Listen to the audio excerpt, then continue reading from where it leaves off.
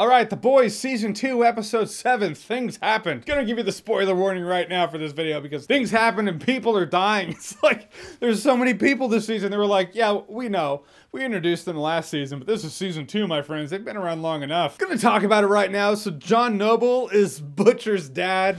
Amazing. Because if Butcher's gonna have a dad, it's gotta be Denethor, right? And just like that, Rohan and Gondor were bound by blood. And in terms of plot, well, Starlight's out of the group now. I mean, Homelander live on television was like, yeah, so she's working with the people who killed Translucent, so she's not in the cool club anymore. So that's permanent. Like, that's a thing.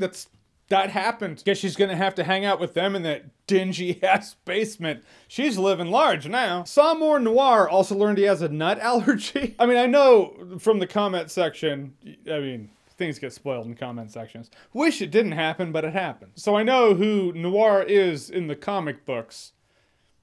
So is that consistent? Is the nut allergy new? That's what I'm trying to say. Homelander in this episode was a dick, though. Like, I guess you can be a complete smarmy, narcissistic dick, and I'm like, yeah, but you haven't hit full dick yet. Threaten to laser an entire plane of people and then leave and let them die, not full dick yet. You snatch a kid from his loving mom, now you're full dick. I didn't like it. Yeah, I mean, I didn't like the passive-aggressive shit he was doing. You know, he just kind of shows up with Stormfront. Like, what's she gonna do? Really get mad? It's like, all right, well, she can shoot lightning and he can just snap this whole house in half. That's a scary, shitty situation for her to be in. It's right there, you know, just for them being there. I was like, ugh, it made my skin crawl. Tell the kid, hey, your mom lied to you and snatched him and took him off, and that's that. They did bring one thing up that I didn't even think about, is that that kid is the first born superhero. It wasn't really made. He's just the product of a superhero being his father. I didn't think about that. I guess that is a pretty big deal. Still feel bad for Becca Butcher.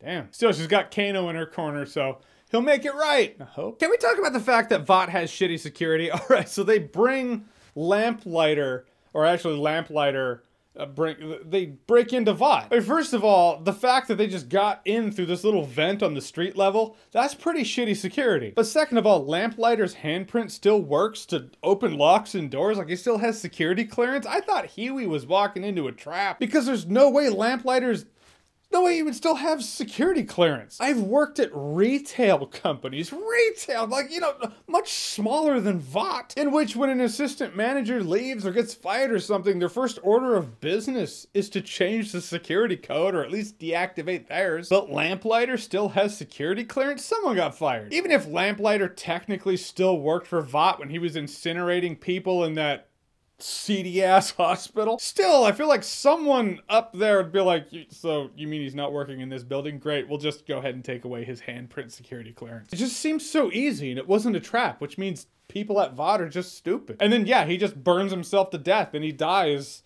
which is a bummer because I thought he was pretty compelling. No, he's dead now. That's what you get for being compelling. Then they're at this courtroom and Vought's gonna get raked over the coals. The scientist who made Homelanders there, turns out it was all a red herring. Yeah, heads popped. Heads popped everywhere. Just heads were just popping. It was a massacre. It was a bloodbath. And is it that one soup, you know, the Super Magneto Sith soup? Which people were like, Jeremy, I can't believe you didn't think of Eleven from Stranger Things. Well, I didn't. Jack from Mass Effect. That was actually my initial thought. It's possible, but it seems easy.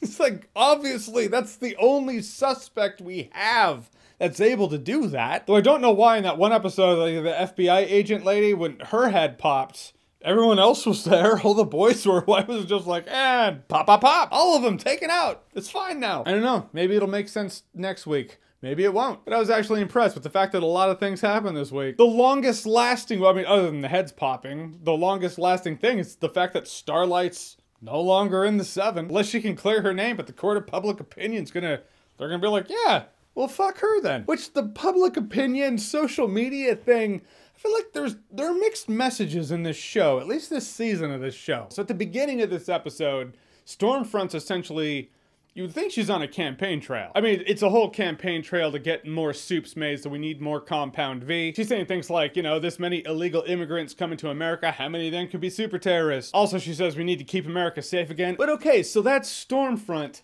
But then they did a thing. They brought Homelander publicly on the trail with her. The problem with that is there's no real social media backlash on, well, either Stormfront or Homelander. But really, for the sake of my argument, there's no backlash on Homelander. And there would be. Earlier in this season, you saw Homelander kind of take a hit. You know, people were pressing him and he fantasized about just laser eyeing all of them. And so now after taking a hit, his answer is, well, I'm gonna go out there on this campaign trail, which is essentially their parallel for right-wing ideology in the show. Essentially, that is the show's angle. That's what they're doing in the show. So after he takes a public hit, their answer is to send him out there and do a thing that would essentially divide his fan base. Anytime someone chooses a hard side on a hot-button topic, it divides a fan base. So Homelander, who never seemed largely hated, he seemed like Captain America, Superman, everyone loved him, has now chosen a side on a hot-button topic in the world of The Boys, which there would definitely be social media backlash. And not just social media backlash, business backlash, because he works in the entertainment industry. That's what Starlight says in this episode. She's like, everything we do is just, it's all bullshit. It's all for money. Because it's the entertainment industry. It's the thing I've liked about The Boys. Problem is, the entertainment industry is largely left-wing, but what Homelander and Stormfront are essentially campaigning for is the writers of the show doing their parallel on right wing. So now you've made Homelander publicly hardcore right wing in the show, which means there would be a lot of blue checkmark entertainment industry Twitter backlash on Homelander. And in a world of The Boys where it's thus far been all about social media and public perception, the fact that we just haven't seen any backlash is weird. What talk show hosts, Trevor Noah, Stephen Colbert, they're gonna see Homelander out there with Stormfront saying these things and they're gonna be like, nothing to joke about here. It's just weird. It makes the universe feel inconsistent. Anyhow, those are my thoughts on today's episode. And that brings us to the sponsorship segment of this video. I want to thank the sponsor of this video. This video is brought to you by Postmates. Postmates is a food delivery app. Tons of restaurants around you use Postmates to deliver food right to your door. You can watch the whole process from order, pickup, delivery, all in real time. They do contact-free delivery. The driver can just drop the food off right at your porch, then bounce.